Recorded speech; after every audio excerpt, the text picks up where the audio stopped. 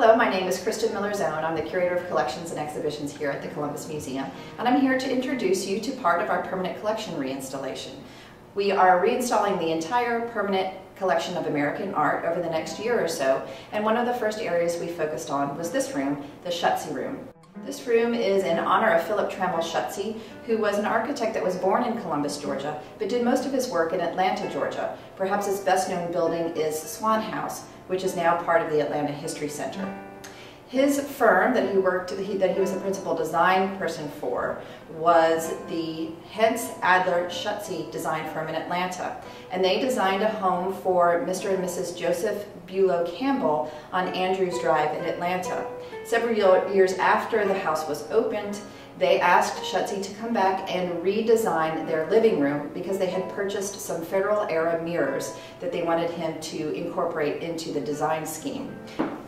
If you'd like to learn more about Federal era furniture, which is basically late 18th, early 19th century furniture, we do have a special section on Federal era furniture in another section of our permanent collection reinstallation.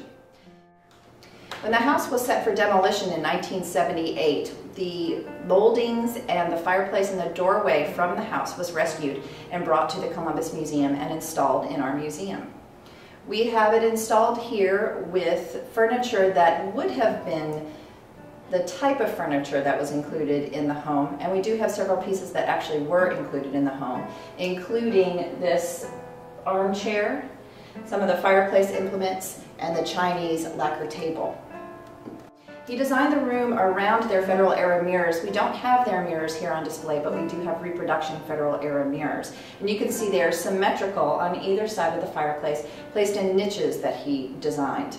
This is part of Federal era furniture, which was based on the classical designs of ancient Greece and Rome and stresses symmetry, clean lines, and it also uses some of the motifs from the classical era. You'll see on the fireplace and on the door frame urns and swags, the type of decorations that would have been used at that time.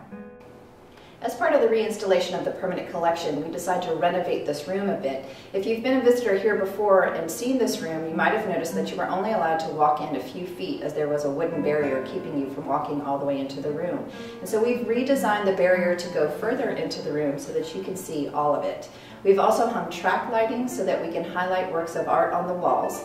And because of this, we've taken advantage of the new circumstances and we've turned this into a founder's room where we can highlight works from our permanent collection that talk about important people in the Columbus Museum's past. So hanging on the walls, we have a painting by Edward Swift Shorter, who was the museum's first director. We have a portrait of Isabella Garrard Patterson, who was an archaeologist very important to the Columbus area and whose collection of Native American artifacts we have here at the museum. We have a painting by C. Miles Collier, who was a marine artist, and about 80 of his works were given to the museum in the first years of our existence. And we have 3 works by A. Henry Nordhausen, who was an important portrait painter here in Columbus in the 1960s. We hope you'll be able to visit our newly installed Schutze room and the rest of our permanent collection reinstallation.